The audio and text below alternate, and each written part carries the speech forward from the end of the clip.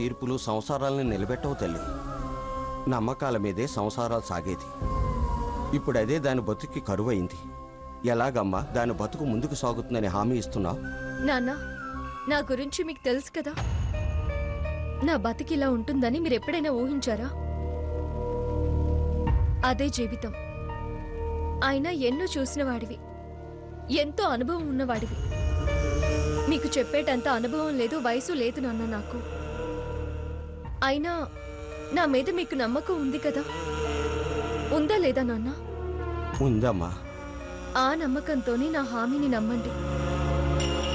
ఒక్క 2 రోజుల్లో అన్ని అనుమానాలు, భయాలు పటాపంచులైపోతాయి.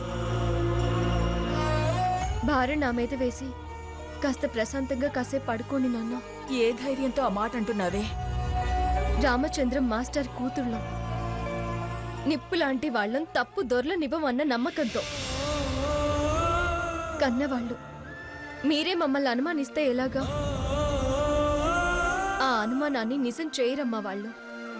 మా గుణమే మా ధనం, మా గుణమే మాకు ఆభరణం,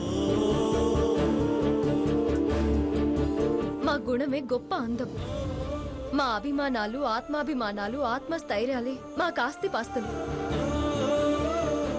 మీరు మా మీదుంచిన విశ్వాసాన్ని ఎప్పటికీ పోగొట్టుకోమమ్మా. ప్లీజ్ అమ్మా, నన్ను నమ్మండి. మిమ్మల్ని ఎప్పుడు ఎక్కడ తలదించుకునే పరిస్థితి మీ కూతుళ్ళు మీకు తీసుకురారమ్మా. మీ కూతుళ్ళిద్దరూ రత్నాలని మీరు గర్వంగా తలెత్తుకు బతికేలాగే మేం కూడా బ్రతుకుతామమ్మా.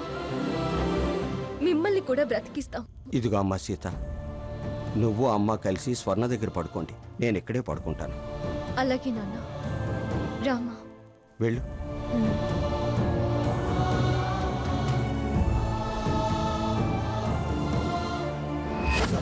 మంగా మంగా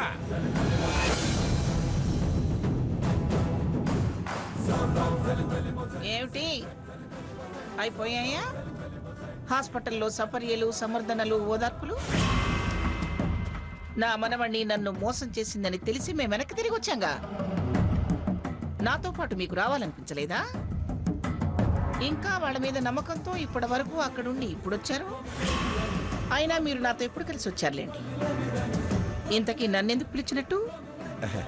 నీతో నిన్న మొన్నటి వరకు కలిసే వచ్చా. పైకి రాలేదు అని నిష్ఠూరంగా మాట్లాడతావు గాని అసలు విషయం నీకు తెలుసు, నీ మనసుకి తెలుసు. పైగా వచ్చే జన్మలో కూడా నన్నే భర్తగా కోరుకుంటున్నావని కూడా నాకు తెలుసు. ఆహా, ఇంకా దీన్నే వచ్చే జన్మలో కూడా పొడిగించాలనే ఆశతో ఉన్నారన్నమాట. సరే సరే, ముందు పిలిచిన కారణం చెప్పండి. నీ ఉద్దేశంలో సాకేతే కరెక్టు, వాడన్నదే నిజం. స్వర్ణ అబద్ధము, తను చేసింది తప్పు అని నువ్వు అనుకుంటున్నావు, అవునా? ఏమిటా ప్రశ్న? వీడంత ఖచ్చితంగా చెప్తుంటే వేరే డాక్టర్ ఏం చెప్పాడు? 3వ నెల అని చెప్పాడు. ఇంకేం చెప్పాలి అంతకన్నా? ఎప్పుడది నెల తప్పిందన్నామో అప్పుడే వీడు అబద్ధం అన్నాడు. కానీ దాన్ని నమ్మి వీడిని తప్పు పట్టాను. ఇప్పుడు 3వ నెల అని తెలిసాక దాన్ని ఎలా నమ్మమంటారు? 3వ నెలనే నమ్ము. అదెంత నిజమో ఇది అంతే నిజం. అసలు నేను దాంతో కాంప్రమైజ్ చేయలేదు. ఇది అబద్ధం.